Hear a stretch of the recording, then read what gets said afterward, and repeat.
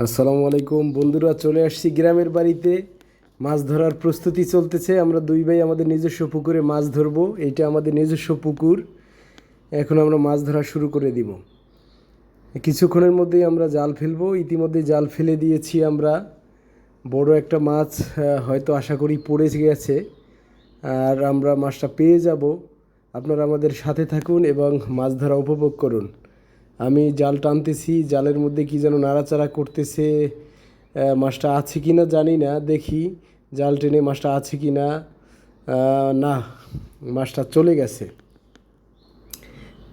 যেখানেই যাক মাছটা কিন্তু আমাদের হাতেই ধরা পড়বে, কোথাও যেতে পারবে না। আমার ছোটো ভাইয়ের জালটা একটু ছোট, সেক্ষেত্রে ওর জালে প্রচুর পুঁটি মাছ উঠছে। পুঁটি মাছ, মলা পুঁটি খেতে কিন্তু খুবই টেস্ট। আবারও আমরা সেই বড় মাছ ধরার চেষ্টা করতেছি। মাছ জালের মধ্যে পড়ে কিন্তু জালের মধ্যে থাকে না, চলে যায়। তো খুব জাল পানির মধ্যে ডুবে ডুবে চেষ্টা করতেছি, দেখি সে বড় কোনো মাছ ধরা যায় কি না। তো আমাদের চেষ্টা অব্যাহত আছে, আপনারা আমাদের সাথে থাকুন। এবং এই আমাদের ঈদের ছুটিতে গ্রামের বাড়িতে এসে যে আমরা মাছ ধরে আনন্দ উপভোগ করতেছি, সেটা আপনারা আমাদের সাথে থাকুন এবং মাছ ধরা উপভোগ করুন। আমার ছোটো ভাই অলরেডি একটা মাছ পেয়ে গেছে এবং সে এটা উপরে ফেলছে। যদিও মাছটা একটু ছোট, বাট গ্রামের পুকুরের ছোট মাছ খেতেও শহরের বড় মাছের থেকে অনেক টেস্ট হয়। কিছুক্ষণ আগে আমরা একটা সরপুঁটি পেয়েছি, তারপরে একটি রুই মাছ পেয়েছি। আবারও আমি জাল ফেললাম, দেখি এখানে নাকি বড় একটা মাছ আছে। মাছটা দেখি ধরতে পারি কি না। তারপর অনেক চেষ্টা করতেছি, মাছটা জালের হাতে লাগে, বাট বড়টা ধরতে পারি না কোনোভাবেই। ছোট ছোট মাছ হাতের মধ্যে বারবার বাঁধে। বড়গুলো একটু চালাক, তো সেক্ষেত্রে পালিয়ে যায়।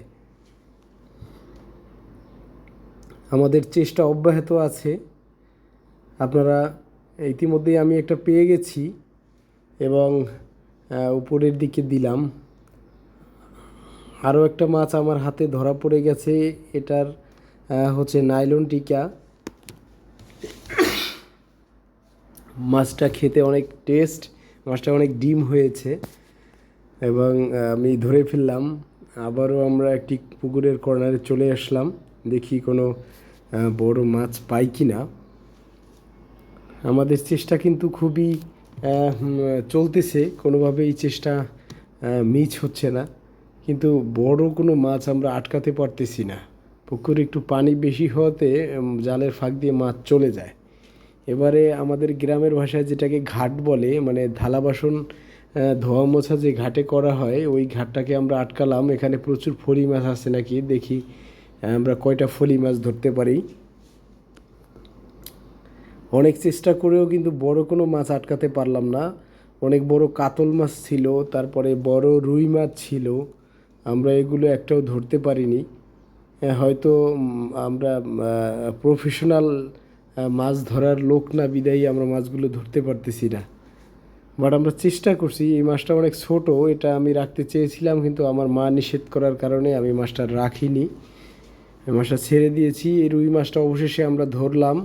মাছ ধরা শেষ করে আমরা বাসায় চলে আসলাম। মাছ কাটার কাজ চলতেছে, আমার মা মাছ কাটতেছে। এই মাছটাতে অনেক ডিম হয়েছে, তারপরে আমার মা মাছ কাটতেছে।